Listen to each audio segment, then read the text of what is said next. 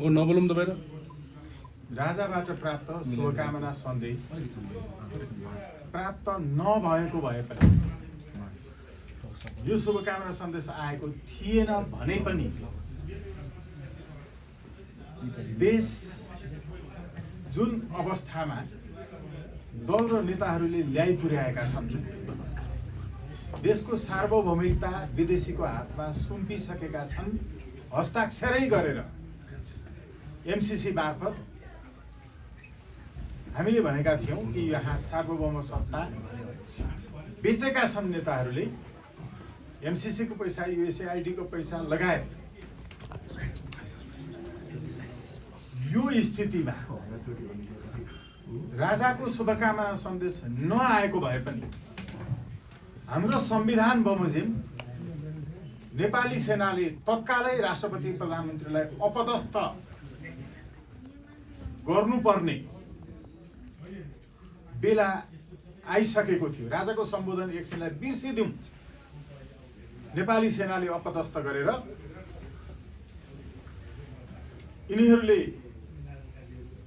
USAID, MCC लगायतका विदेशीका पैसामा बेचेको सार्वभौमिकता, हाम्रो सार्वभौम सत्ता फिर्ता ल्याउनु पर्ने स्थिति थियो।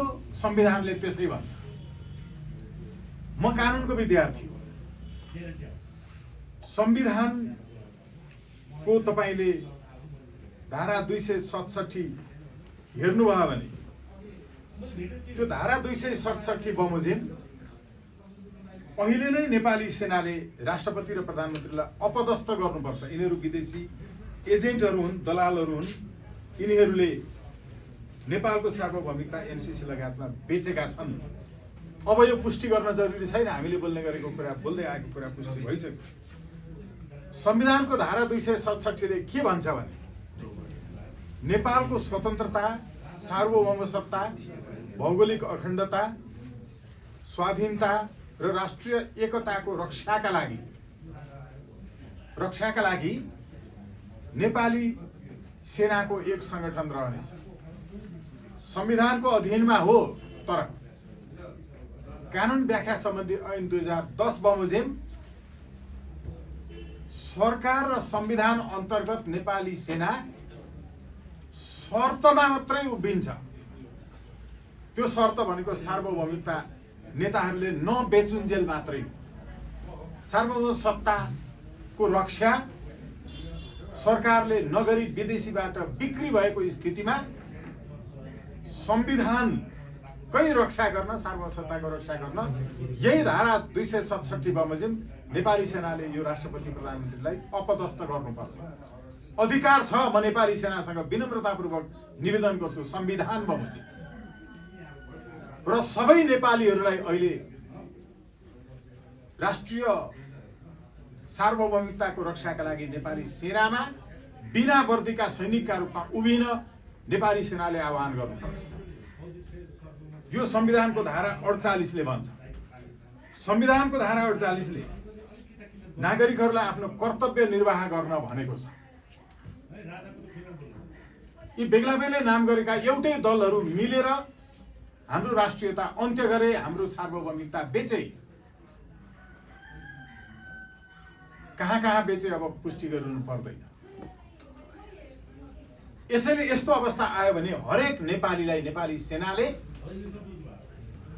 वर्दीले पुग्छ भने वर्दी लगाइदिएर, पुग्दैन भने हरेक नेपाली नागरिकलाई बिना वर्दीको सैनिक बनाएर सैनिक सेवामा भर्ना हुनका लागि आह्वान गरेर सार्वभौमिकता बेच्ने नेता, दल, सरकारलाई पनि कब्जामा लिनुपर्छ, नियन्त्रणमा लिनुपर्छ। यही भावना अनुसार संविधानको धारा 48 ले भनेको छ कि हामीले राज्यले चाहेका बखत अनिवार्य सेवा गर्नु, यो भनेको सैनिकमा भर्ना भएर राज्यको सेवा गर्ने हो र राष्ट्रियता, अखण्डता र सार्वभौम सत्ताको रक्षा गर्नुपर्ने नागरिकको कर्तव्य हो। यसैले म विनम्रतापूर्वक निवेदन गर्छु कि नेपाली सेनाले यो कर्तव्य निर्वाह गरोस्। यो भन्दा बढी नेपालको सार्वभौमिकता बेच्ने इतिहासमा नेताहरूले सरकार स्वयंले कहिल्यै गरेको थिए। यो अत्यन्त संकटको घडी हो। विदेशीले हाम्रो सार्वभौमिकता बेचे बापत यिनीहरूलाई दिएको पैसाले यी पार्टीहरूको सचिवालय चलिरहेको छ, अहिले बन्द हुन थालिसक्यो। लेखकहरू, कविहरू, पत्रकार भनिएकाहरू सबै विदेशीको पैसाबाट चलेका छन्, केही देशभक्तहरू बाहेक। यो स्थितिमा सेनाले यसको रक्षा गर्नुपर्छ। यो सन्देश नआएको थियो भने पनि संविधानले अधिकार दिएको छ। संविधान बमोजिम म अधिवक्ता र हामी संविधान, कानुन, राष्ट्रियता, देशभक्ति बुझेका मान्छेहरूले आह्वान गरिरहेका छन्। त्यस्तो नभएको अवस्थामा नागरिकले गर्छ, किनकि संविधानको धारा 48ले नागरिकलाई सैनिकै बनेर कर्तव्य निर्वाह गर राष्ट्रियताको रक्षाका लागि भनेको छ। अर्को, आर्थिक रूपले समेत मुलुक संकटग्रस्त अवस्थामा पुग्दा र सरकारकै कारण, यिनीहरूको भ्रष्टाचारको कारण संकटापन्न स्थितिमा पुगेपछि पनि सेनाले नियन्त्रणमा लिनुपर्छ। यो पनि अघि मैले निवेदन गरेको संविधानको धारा 266ले भनेको छ। उपधाराहरू अहिले नेपाल ग्रे लिस्ट भन्दा तल झर्दैछ। विदेशमा भएका कुनै पनि नेपालीका छोराछोरीहरूले अब विदेशबाट नेपाल पैसा पठाउन सक्ने छैनन्। ग्रेबाट तपाईको ओह्रालो लागेपछि ब्ल्याकलिस्टसम्म पुग्दा अन्तर्राष्ट्रिय कानुनको पनि म विद्यार्थी, अन्तर्राष्ट्रिय कानुन बमोजिम पनि नेपाल बाहिर गएका हाम्रा कतिपय पढ्दै काम गर्दै गरेका युवा विद्यार्थी, हाम्रा भाइ भतिजा, छोराछोरीहरूले अब नेपाल पैसा पठाउन सक्ने छैनन्। त्यो ट्रान्जेक्सन सिस्टम ब्लक हुन्छ, पैसा स्विफ्ट हुँदैन, हामीले पनि पठाउन पाउँदैनौँ। कसैको छोराछोरीले यहीँबाट फी अगाडिका कतिपय महिनाहरूमा घरबाट नल्याइकन पढ्न नसक्ने स्थिति पनि छ। हामी त्यहाँसम्म पुगिसक्यौँ। ग्रे लिस्ट भनेर रमाइलो गर्ने समाचार मात्रै बनाउने विषय होइन। कर्मचारीहरूलाई तलब खुवाउन सकेको छैन। यिनीहरूले लादेको संघीयता त, यिनीहरूले संविधानमा जे जे व्यवस्था गरेका थिए यी प्रावधानहरू त विदेशीहरूद्वारा नै पैसा खाएर समावेश गरिएको रहेछ। हामीले भन्नै परेन, डोनाल्ड ट्रम्पसम्मले भनिदिनु भयो। यसले प्रष्ट भयो कि यो नेपालीको चाहना भन्दा विपरीत विदेशीको इच्छा बमोजिम ल्याएको संविधानले हाम्रो कुनै पनि स्वार्थ, राष्ट्रिय स्वार्थ, नागरिकको व्यक्तिगत हित पनि पुरा हुन सक्दैन। यो निश्चित भइसकेको स्थितिमा अहिले नेपाली सेनाले फेरि पनि तत्कालै यिनीहरूलाई अपदस्थ गरेर राष्ट्रियता, सार्वभौमिकता जोगाउन पर्नेछ। भोलिको विशेष सन्दर्भमा राजा एयरपोर्टमा अवतरण हुँदाका बखत त्यहाँ अप्रिय स्थिति हुन सक्ने छ। यही व्यवस्थाका पक्षधरहरू भिजिलान्तेको रूपमा उपस्थित भए। यसैले पनि कुनै पनि सम्पर्क सरकारसँग पनि नगरिकन नेपाली सेनाको एउटा फौज एयरपोर्टमा उपस्थित भएर राजालाई सुरक्षा दिएर अगाडि बढाउनु पर्छ। म नेपाली जनताको तर्फबाट, देशभक्त, राष्ट्रभक्त नागरिकको तर्फबाट विनम्रतापूर्वक नेपाली सेनासँग निवेदन गर्छु। सेना तयार नहुने हो भने बाटो अर्को पनि छ। फेरि बाटो अर्को पनि छ। हुन्छ बङ्गलादेश जस्तो, तर त्यस्तो विदेशीको त्यहाँ स्वार्थ थियो, संलग्नता थियो। यो नेपाली जनताहरूबाट मात्रै हुनेछ, विदेशीको होइन। बढी जोडका साथ फेरि पनि एयरपोर्टमा नेपाली सेनाको फौजलाई उपस्थित हुनका लागि म देशभक्तिको भावना सहित नागरिकको तर्फबाट निवेदन गर्छु। यो संविधान बमोजिम छ। प्रधान सेनापति ज्यूप्रति म विनम्रतापूर्वक संविधानको स्मरण गराएर आधिकारिक व्याख्या सहित मैले बोलेको छु। In line with the Interpretation Act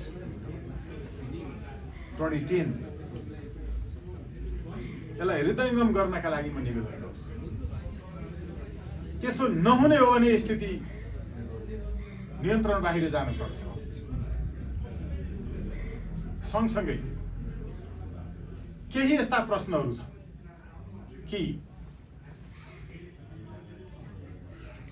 प्रधानमन्त्री भइसकेकाहरू, दलका नेता सांसद भइसकेका,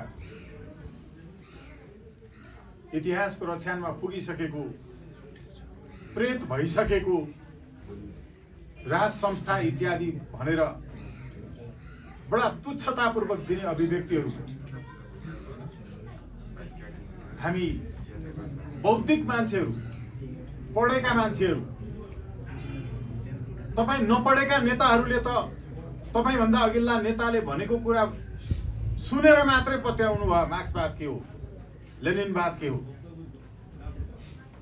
हामी तपाईँ जस्ता नपढेका नेताहरू जस्ता होइनौँ, विद्यार्थी मात्रै हौँ र पढ्छौँ, पढेका छौँ। तपाईँको मार्क्सको क्यापिटल, तपाईँको कम्युनिस्ट मेनिफेस्टो, तपाईँकै नेताहरूका सङ्कलित रचनाहरू, तपाईँ पो 1864 तिर मरिसकेका मार्क्सको प्रेत बनेर उभिनु भएको छ। नेपाल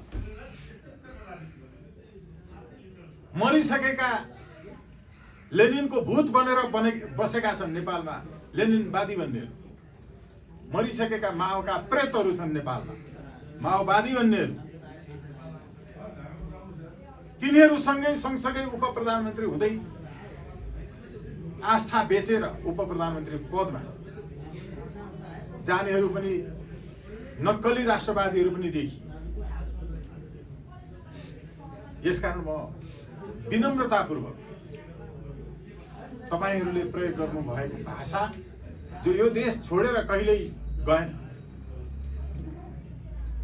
यही देशमा त्यो विरासत बाँचिरहेको छ, फर्काउने कुरा होइन, अस्तित्वमा छ। बेलायतमा राजालाई हटाइसकेपछि पनि संसदले निर्णय गरेर विदेश गइसकेका राजाका सन्तानलाई फेरि ल्याएर गद्दीमा राखेर राज संस्था फर्किएको। अहिले आजै यति नै बेलाको कुरा छोड्नुहोस्, नेपालमा 100 वर्षपछि भए पनि राज संस्था फर्कन्छ बेलायतमा जस्तो। यसमा कुनै शङ्का छैन। दोस्रो विकल्प कि देश रहँदैन, त्यो निश्चित हो। यो ढिला भयो भने स्थिति अझ भयानक बन्दै गएपछि, हाम्रो सार्वभौमिकता बेचियो, हामीले भनेको कुरा नपत्याउँदै गएपछि दिन यस्तो आउनेछ, सेनाभित्र इतिहास निर्माण गर्ने अर्को साहसी नेपाल पुत्र यो राष्ट्रको सन्ततिको जन्मिनेछ। म अहिलेको प्रधान सेनापतिलाई र सम्पूर्ण नेपाली सेनाका सकल दर्जाका राष्ट्र सेवकहरूलाई विनम्रतापूर्वक इतिहास निर्माण गर्न आह्वान गर्छु।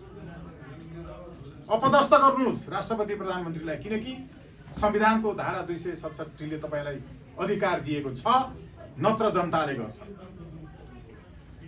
मैले अघि जोड्दै थिएँ, अहिले यति नै बेला 3 महिनाभित्र हुन नसके पनि, मानव कथम कदाचित भने पनि सेनाको अर्को नेतृत्वले इतिहास निर्माण गर्नेछ। त्यो दिन आउनेछ अथवा नेपाल रहने छैन, यो निश्चित छ। त्यसैले एउटा प्रयत्न त्यो हुनेछ। यो भविष्यवाणी होइन, इतिहासले देखाएको तथ्य बेलायतको पनि यही हो। सँगसँगै निर्वाचनबाट आऊ भनिरहेका छन् कति। निर्वाचनबाट आउनका लागि म राजा हुन्छु भन्दै फेरि अहिले राजाबाट शुभकामना सन्देश आएको होइन। यो प्रश्न हुनुस्, जनताले ल्याउन खोजेको हो।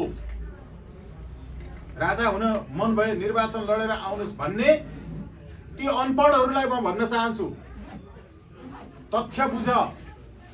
मैले अनपढ यस कारण भनेको, निर्वाचनमा म आउँछु भनेर आफै भन्नेले दाबी गर्ने हो। जनताले ल्याउँछौँ हामी भनेर भनिरहेकामा तपाईँ निर्वाचनमा आउनुस् भन्न पर्दैन। तपाईँ राजालाई कुनै जवाफ नदिनुस् निर्वाचनबाट आउनुस् भनेर, किनकि राजाले म आउँछु भनेको होइन, हामी नागरिकले ल्याउँछौँ भनेको। नागरिकले ल्याउँछौँ भनिएको अवस्थामा आउने भए निर्वाचनबाट आउनुस्, यो तपाईँको बकमफुसे कुरा हो। निर्वाचन भनेको आउन चाहनेले लड्ने हो, ल्याउन हामीले चाहेका हौँ, उहाँले निर्वाचन लड्ने होइन। यसैले यस्ता बकमफुसे तर्क नगर्नुहोस्। म विनम्रतापूर्वक निवेदन गर्छु, निर्वाचनमै जाने हो भने निर्वाचनबाट राजा ल्याउन चाहन्छौँ भनेर पार्टी खोल्न पाइँदैन भन्ने तपाईँले कानुन बनाउनु भएको छ। त्यसो भनेर निर्वाचन लड्न नपाउने कानुन आफू बनाउनुहुन्छ अनि निर्वाचनमा आउनुस् भनेर भन्नुहुन्छ। कुलमान घिसिङज्यूलाई तपाईँ 0 अङ्क दिनुहुन्छ। तपाईँ दिमाग शून्यहरूको कति अङ्क प्राप्त भएको छ जनताको मनमा? यो तथाकथित लोकतन्त्र भन्ने दियो के? म विनम्रतापूर्वक तथ्य देखाउन चाहन्छु। अहिले लेटेस्ट वर्ल्ड ह्युमन डेभलपमेन्ट रिपोर्टको फाइन्डिङ अनुसार नेपालको कुल राष्ट्रिय आयको 90% रकम यो देशका 10% मान्छेहरूले बाँडेर खाइरहेका छन्। वैश्विक रिपोर्टमा यही र 10% रकम, जम्मा 10% यो देशका 90% मान्छेहरूका लागि विनियोजन गरिएको छ। यसैको परिणाम स्वरूप यी नेताहरू जसको कुनै पेशा छैन, कुनै व्यवसाय छैन, कुनै यिनका बाबुबाजेको सम्पत्ति पनि थिएन राम्रो, तर व्यापारीको भन्दा 10औं गुणा सम्पत्ति बढेको बढी कसरी गइरहेको छ। यिनीहरूको भ्रष्टाचार प्रमाणित गर्न कुनै प्रमाण चाहिन्न। जे आँखामा देखिएको छ अगाडि प्रमाण स्वयं स्थापित छ। अख्तियारको प्रमुख बनिसकेपछि नवीन घिमिरेज्यू सचिव हुन्जेलसम्म 3.5 आनाको घरमा बसिरहेको मान्छे 6 रोपनीको घरभित्र, जमिनभित्र 4वटा घर कसरी बन्छ? 2टा छोराको 2तिर घर, बिचमा आफ्नो घर र अगाडिपट्टि लालपूर्जामा जसको सुकै नाम होस् अगाडिपट्टि सासूको घर 6 रोपनीमा बनाएर त्यो कम्पाउन्डमा 8वटा गाडी कसरी बसिरहेका हुन्छन्, जबकि उहाँ सचिव हुन्जेल उहाँका छोराहरू मोटरसाइकलमा हिँड्नु। यो मैले एउटा उदाहरण भनेको। यिनीहरूको भ्रष्टाचारको कारणले अख्तियारको प्रमुख हुने बित्तिकै स्थिति यो हुन्छ। यिनीहरूको भ्रष्टाचारको कारणले बढेको गरिबीबाट भर्खरै जन्मिएको बच्चालाई पोषणयुक्त खाना खुवाउन नसकेर स्तनपान पनि गराउने स्थिति नभएर बच्चालाई साथै बोकेर इनारमा हाम फालेर मर्ने आमाहरूको श्राप यो देशका कुशासकहरूलाई लाग्नेछ। म पुनः यो स्थितिमा अरू केही भ्रमहरू पनि छरिएको छ, निराकरण गर्न चाहन्छु। यसै सन्दर्भमा अघिको प्रसङ्ग बीचमा कर फर्स्योट आयोगले 184 जना विभिन्न कम्पनी र व्यक्तिहरूलाई अर्बसम्मको कर बुझाउनु पर्नेमा लाखमा झारिदिएर भ्रष्टाचार गरेको मुद्दा अहिले पनि सम्मानित सर्वोच्च अदालतमा छ। तपाईँ मिडियाका साथीहरू अहिले सर्वोच्चमा मुद्दा चलिरहेको छ, त्यसको डेटा देखाउला अर्को कुनै कार्यक्रममा। अचम्मित हुनुहुनेछ। 1 अर्ब उठाउनु पर्नेमा 10 लाख लिएर बाँकी छोडिएको छ। कानुनले दिएको छ छुट, विशेष अवस्थामा समयमा तिर्न कसैको परिवारको सदस्य मृत्यु भएको कारणले पुग्न नसकेपछि लागेका जरिवानाहरू छुट गर्ने व्यवस्था छ। तर यो हदसम्मको भ्रष्टाचार, यसले बढेको गरिबी, यसबाट मुलुकलाई मुक्त गराउनु पर्नेछ। मैले अघि जोडिरहेको अर्को प्रसङ्ग के थियो भने राजाको पुनरागमनपछि फेरि पनि यहाँ हामीले प्राप्त गरेको समानुपातिक इत्यादि के अधिकारहरू गुम्ने छन् यो भनिँदैछ। तर तपाईले हेरिहाल्नु भयो अधिकार समानुपातिक। पञ्चायत कालमा मन्त्रीमण्डलमा भएको समानुपातिकता कस्तो थियो, अहिले पछि कस्तो छ। काठमाडौँका नेवार महिलाको प्रतिनिधित्व शङ्कर पोखरेल र ईश्वर पोखरेलका श्रीमतीहरूले गरे। राई लिम्बू महिलाका प्रतिनिधित्व वामदेव गौतमको श्रीमतीले गरे। सुवेदी चेलीको प्रतिनिधित्व देव गुरुङका श्रीमतीहरूले गरे। अरू बहुवाचक प्रसङ्ग बस्न यस्तो स्थिति फेरि पनि भनिँदैछ कि त्यति बेला विभेद थियो, त्यति बेला जात जातिको विभेद सम्बन्धी कडाइपूर्वक विभेद गर्नेलाई सजाय गर्ने व्यवस्था पञ्चायत कालमै आएको थियो। नेपालमा लिच्छवीहरूले, किराँतहरूले, गोपालवंशीहरूले, महिषवंशीहरूले, मल्लहरूले शासन चलाए। 240 वर्षको यत्रो समय बिचमा राजाले के गरे? राजाहरूले यो पनि प्रश्न सिर्जना गरेर भ्रम छर्न खोजिँदैछ। म्याथमेटिक्स अलिकति जान्नु पर्यो कि 240 वर्ष बिचमा 1903 देखि 2007 सम्मको 104 वर्ष घटाउनु पर्छ कि पर्दैन? 2007 देखि 17 सालसम्म दलहरूले नै चलाए। दलको अति भएपछि राजा महेन्द्रबाट दलबाट मुक्त गर्न अनि पञ्चायत ल्याइयो। 104 पश्चात 7 देखि 17 पनि दलहरूकै मौका दिएको। त्यो 30 वर्ष पञ्चायत चलेको बेलामा जतिको विकासको आधार इतिहासमा कहिल्यै पनि भएन। हलो जोत्ने किसानहरूलाई उनीहरूले जोतिरहेको जमिनको मालिक बनाइदियो एउटा शाही घोषणाले। यस्तो क्रान्तिकारी भूमि सुधार संसारमा कहीँ भएको थिएन, अहिलेसम्म छैन विश्व। 46 पछि 2060 सालसम्म तपाईहरूले खानुभयो दलले। 240 मा मैले देखाइदिँदैछु हिसाब। 46 पछिको 60 सालसम्म तपाईहरूले खानुभएको दलहरूले। माघ 19 को घोषणा पश्चात के 17 सालमा जस्तो राजाले संविधान खारेज गरेर अर्को संविधान ल्याएर चलाएको हो? होइन। तपाईँ नेताहरूले जारी गरेको संविधान बमोजिमै चलेको हो। त्यो पनि तपाईहरूको 17 सालमा नयाँ संविधान 81 जारी गरेर प्रतिबन्ध लगाइएको थियो र प्रगति भयो। माघ 19 पछि त्यो नगरेर बढी लोकतान्त्रिक बनेर दलहरूलाई छोडिदिएको कारणले तपाईहरूले खाएको त्यो 46 पश्चात अहिलेसम्म पनि तपाईँ दलहरूले खानु भएको छ, तपाईँ दलहरूले चलाउनु भएको छ। देशको स्थिति कहाँ पुग्यो?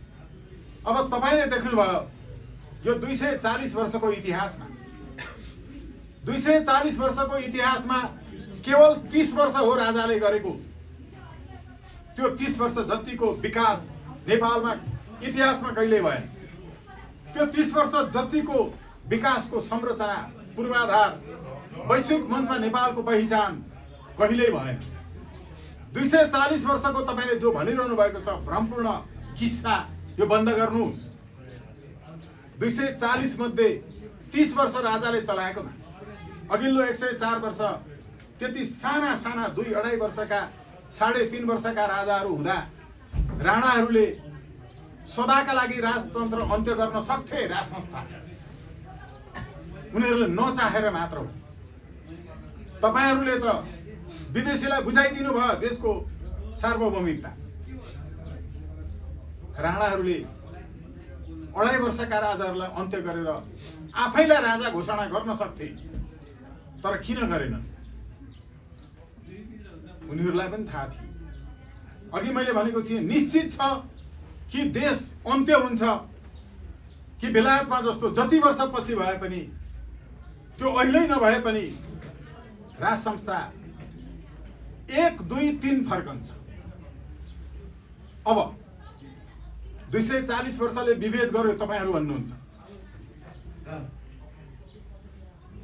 नेपालमा विभेदको स्थापना 240 साल यो 240 वर्ष भित्रमा भएको हो कि त्यो भन्दा पहिला भएको? धेरै आदिवासी जनजाति मूलवासी साथीहरूलाई भड्काइएको छ। किराँत कालमा पनि नेपालमा विभेदै थियो। किराँत कालमा पनि जातीय भेद थियो। 240 वर्ष भन्दा अगाडि हो किराँत काल। हिसाब बुझ्नुहुन्छ नि। लिच्छवी काल कहिले हो? 240 वर्ष बीचमा हो कि कहिले हो? अंशुवर्मा राजा भएको बेलामा त्यति बेलाको अंशुवर्माले चलाएको मुद्रा पैसा, त्यो मुद्राको नाम के थियो थाहा छ? त्यो मुद्राको नाम थियो वैष्णव मुद्रा। त्यो 240 वर्ष भन्दा यता पर्छ कि उता पर्छ?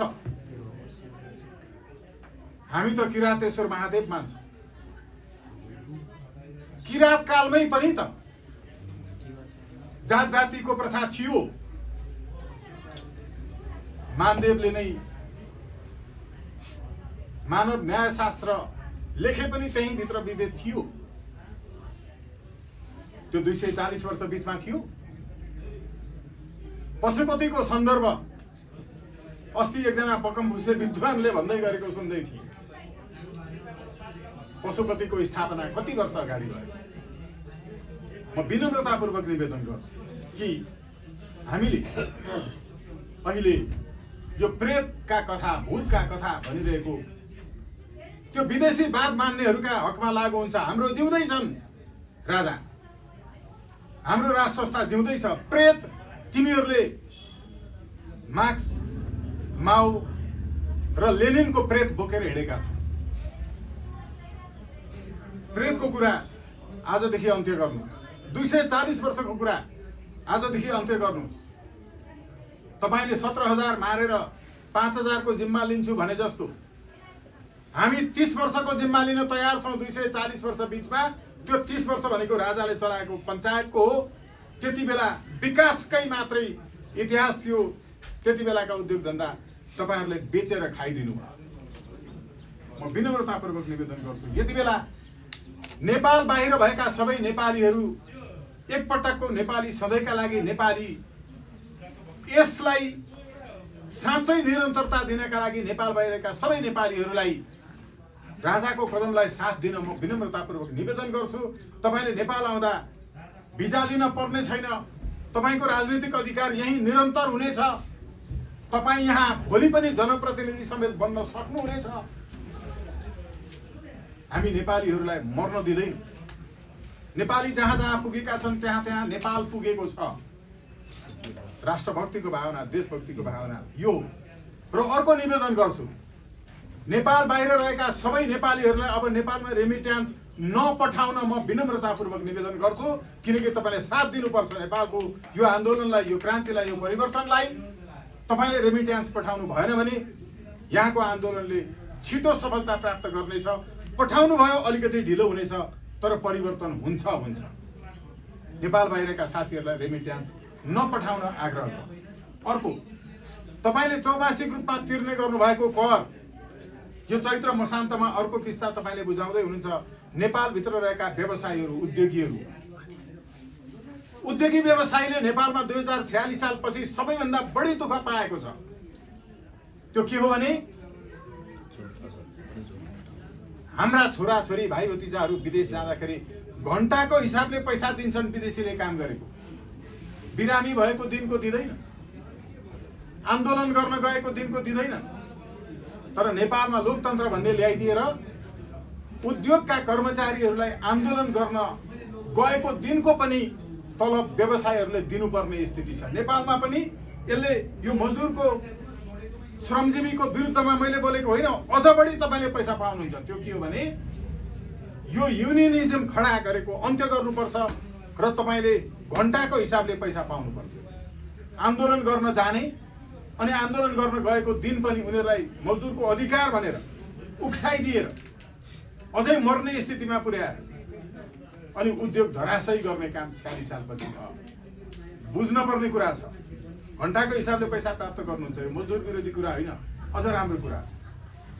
यसैले नेपालका उद्योगी व्यवसायीहरूको पीडा यस कारणले अझ बढेको छ। म नेपालका सबै व्यवसायीहरूलाई अब सरकारलाई तिर्ने कर बन्द गर्न नतिर्नका लागि विनम्रतापूर्वक निवेदन गर्छु।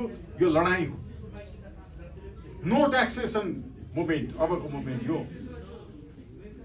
अहिले सरकारले पेन्सन वितरण गर्न सकेको छैन। संघीयताको नाममा तलब खुवाउने रकम विदेशबाट ऋण ल्याइएको छ। ग्रे लिस्टमा परेपछि अब विदेशबाट ऋण पनि प्राप्त हुँदैन, अनुदान पनि आउँदैन।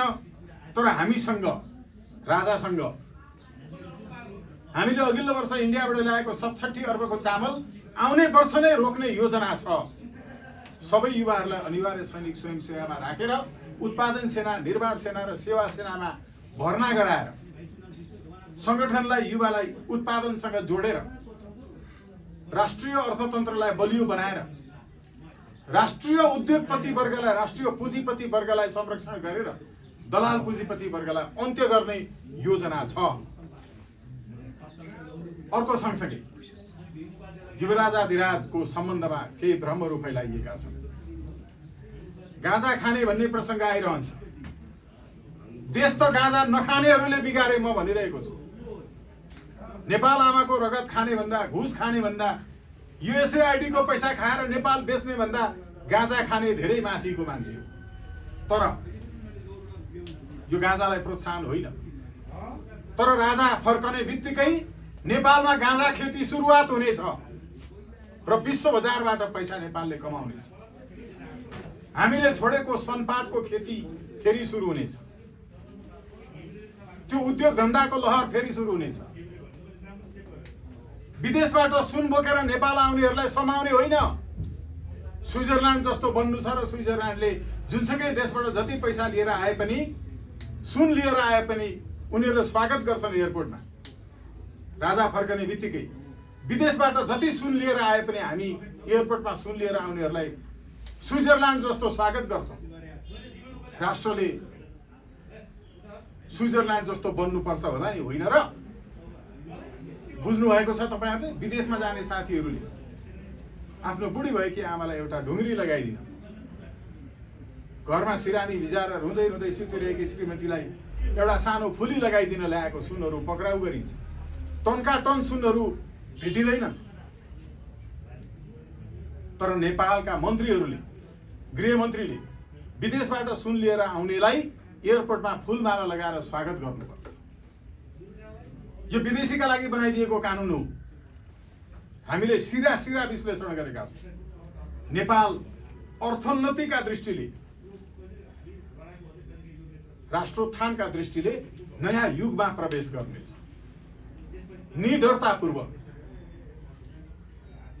गात्रो बाँधेर यति बेला हामी फेरि राष्ट्रिय प्रगतिका लागि ज्यान माया मारेर भए पनि आउनु पर्ने छ सडकबाट।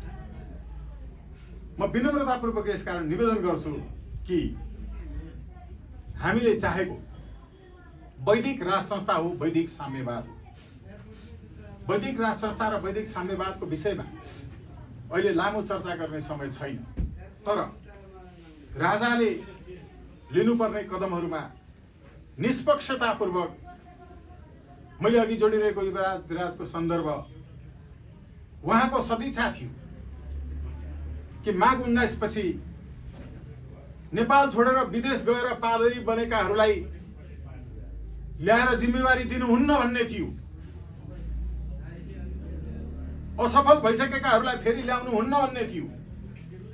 युवराज धिराज पारसको इच्छा युवा साथीहरूलाई नेतृत्व दिनुपर्छ राजाले माघ 19 पछि भन्ने थियो।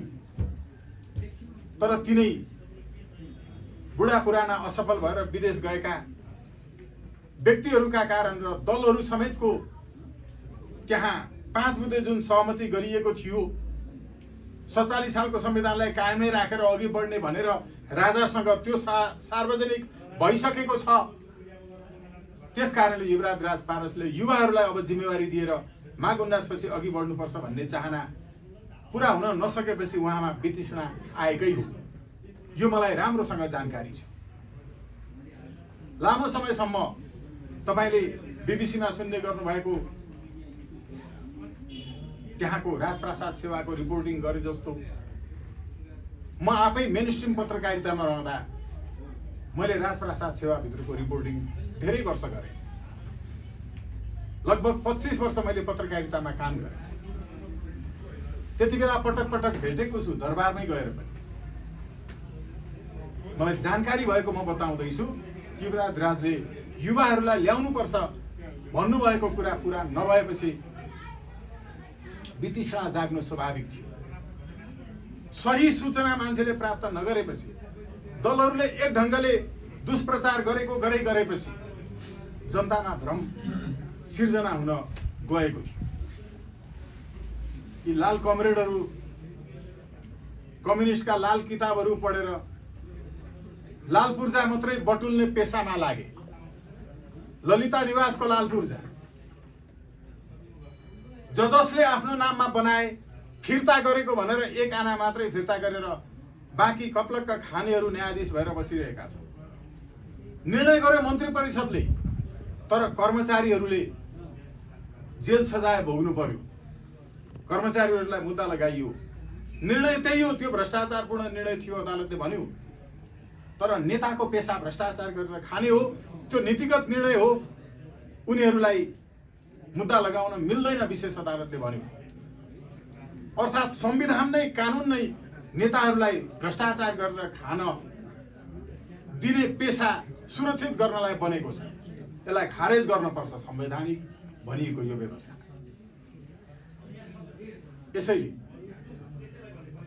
यसरी नीतिगत निर्णय गरेर भ्रष्टाचार गर्नेहरूलाई मृत्युदण्डको व्यवस्था अबको व्यवस्था हुनुपर्छ। यो मेरो व्यक्तिगत विचार हो।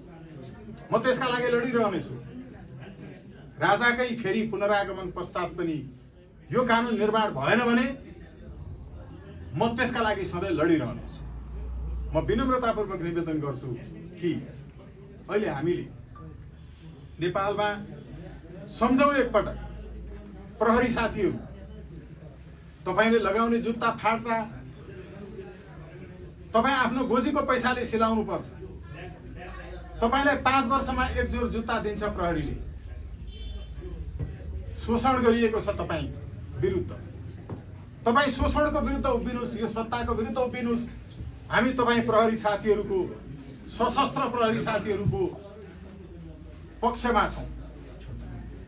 तपाईले 6 महिनामा कम्तीमा एक जोर जुत्ता पाउनुपर्छ। अहिले जस्तो यो लुटको व्यवस्थामा 5 वर्षमा एक जोर होइन।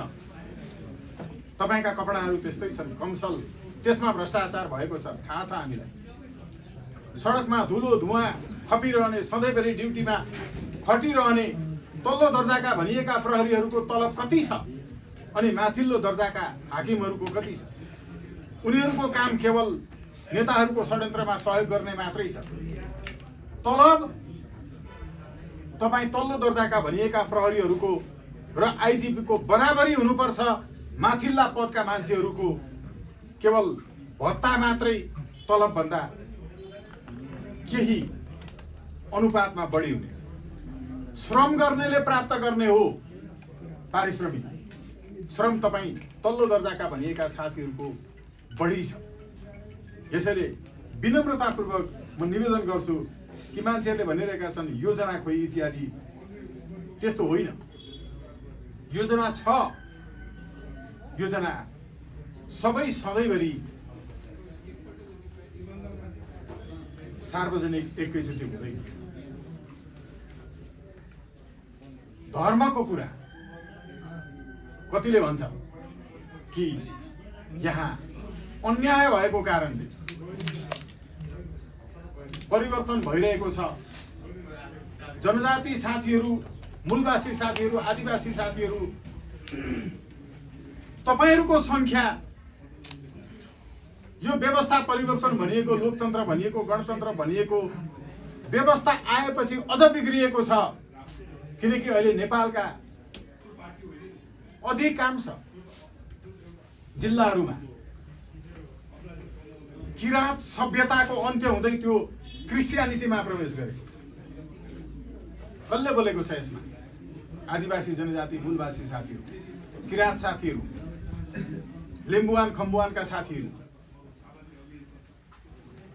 तपाईँ हाम्रो समुदायका साथीहरू। म पनि लिम्बुवानको मान्छे हुँ, तर हामी लिम्बुवान, खम्बुवान, तमुवान, थरुवान भने पनि नेपालवान भनिरहेका छौँ। तपाईँ हेर्नुहोस्, किराँत सभ्यतामाथि 46 सालपछि आक्रमण भएर अधिकांश किराँत सभ्यताका साथीहरू, लिम्बुवान खम्बुवानका साथीहरू क्रिस्चियन बन्नु भएको छ। पञ्चायतमा यस्तो थिएन, जोगिएको थियो किराँत सभ्यता, बाँचेको थियो आदिवासी मूलवासीको सभ्यता, ध्वस्त भइसक्यो। के हो? राजाले विभेद गरेको कारणले तपाईहरू किराँत सभ्यता छोडेर क्रिस्चियन हुनुभएको हो। म सम्मान गर्छु क्रिस्चियन साथीहरू, इस्लाम धर्म मान्ने साथीहरू। जोड्छु कहाँ भने राजाको अबको फेरि नयाँ युग सुरु भएपछि नेपाल हिन्दू, बौद्ध र किराँत धर्म राज्य हुनेछ। हिन्दू, बौद्ध र किराँत धर्म राज्य हुनेछ। सबैको रैथाने संस्कृति र परम्परा जोगिनेछ। यो बीचमा नेपालका नेताहरूले, मैले सम्मानित सर्वोच्च अदालतमा रिट दायर गरेको छु, 10 अर्ब 41 करोड रुपैयाँ आफ्नो स्वास्थ्य उपचारका लागि राज्यबाट खर्च लिएका छन्। यिनीहरू बिरामी हुँदा गोजीको 1 रुपैयाँ पनि खर्च गर्दैन, 1 रुपैयाँ पनि गोजीबाट निकाल्दैन।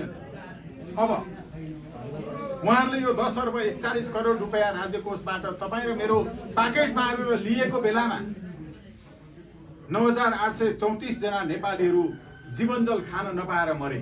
मैले डाटा बुझाएको छु सम्मानित सर्वोच्च अदालतमा। राज्य कोषबाट सासूको उपचार गरिदिने अहिलेका राष्ट्रपति नै हुन् रामचन्द्र पौडेल। 1 करोड 30 लाख रुपैयाँ त केपी ओलीले मात्रै लिएका छन्, धेरैले लिएका छन्। म अहिले यहाँ डाटै बताउन सक्दिनँ, सर्वोच्च अदालतमा राखिदिएको छ। त्यहाँबाट कारण देखाउ आदेश जारी भएको छ, त्यो रकम फिर्ता गर भनेर रामचन्द्र पौडेलले म्याद बुझेर लुकेर बसेका छन्, जवाब दिएका छैनन्, अदालतको अवहेलना गरेका छन्। यसमा पनि हामी अवहेलना विरुद्ध जान्छौँ। अब यति यो ढङ्गले मुलुकलाई लुटिरहेको स्थितिमा तपाईँ बोल्नुहुन्न भने कुनै पनि युवा, विदेशमा भएको युवा, नेपाली सेना, नेपाल प्रहरी र सशस्त्र यिनलाई अपदस्थ गर्न तपाईँ आफ्नो साथमा जे छ चलाउनुहुन्न भने तपाईँ हामीलाई पछिल्लो पुस्ताले हामी बाँचेछौँ भने हाम्रो छोराछोरी नाति नातिनाले हाम्रो मुखैमा थोकिदिनुपर्छ। मरेछौँ भने, फोटो भेट्यो भने तपाईँ सेना, प्रहरी, सशस्त्र, नागरिक, विदेशमा रहेका नेपाली, सबै देशभक्त नेपालीहरू, तपाईँका छोराछोरी नाति नातिनाले तपाईँको फोटोमा भए पनि मुखैमा थुक्नुपर्छ। यस्तो अवस्थामा देश पुग्दा पनि स्वाभिमान बेचिएको बेला, सार्वभौम सत्ता बेचेर नेताहरूले पेट पालेर देशलाई अस्तित्व नै नामित पार्ने स्थितिमा पनि चुप लागेर बस्नेहरू गर्भमा तुहिएको भए धेरै राम्रो हुने थियो। जन्मको अर्थ हरेकको हुन्छ। यसो भएको हुनाले म म विनम्रतापूर्वक पुनः निवेदन गर्छु कि एयरपोर्टमा उपस्थित हुने एउटा सङ्केतक हो, तपाईँ यसका लागि तयार हुनुहुन्छ, हामी तयार छौँ। ज्यान मरे पनि तयार हुनुपर्छ। प्रथम कदाचित ज्यान मरिहाल्यो भने यो प्रमाणित हुँदैन कि तपाईँको जीवन असफल भयो, बरु यो प्रमाणित हुन्छ तपाईँको लक्ष्य कति महान रहेछ, जसका लागि एउटा जुनी पनि काफी छैन। त्यत्रो महान लक्ष्य रहेछ तपाईँको। बेलायत जस्तो जति वर्षपछि भए पनि, त्यति बेला त विदेशबाट फर्काएर ल्याइएको थियो राजालाई, संसदले प्रस्ताव पास गरेर यहाँ फर्काइरहन पर्दैन। देशभक्त राष्ट्र अभिभावक भएको हुनाले त्यसैमा रहिरहनु भएको छ। म विनम्रतापूर्वक फेरि पनि एयरपोर्टमा एमसीसी को उपाध्यक्ष आउँदा म आफै गएको थिएँ, अगाडि लगेर गाडीले एयरपोर्टमा बाटो छेकिदिएको थियो, क्रेनले मेरो गाडी उचालेर लगेको थियो। त्यति बेला 12 दिनसम्म मलाई थुनेको थियो। मनोज सापकोटाज्यू त्यही हुनुहुन्थ्यो। देशका लागि यति हिम्मत नगर्नेहरू नेपाली हुन सक्दैन। म पुनः निवेदन गर्छु कि एयरपोर्टमा उपस्थित हौँ, स्वागत गरौँ र सकेसम्म चाँडो यो देशको पीडाबाट देशलाई, नागरिकलाई मुक्त गरौँ, हामी पनि मुक्त गरौँ। Thank you.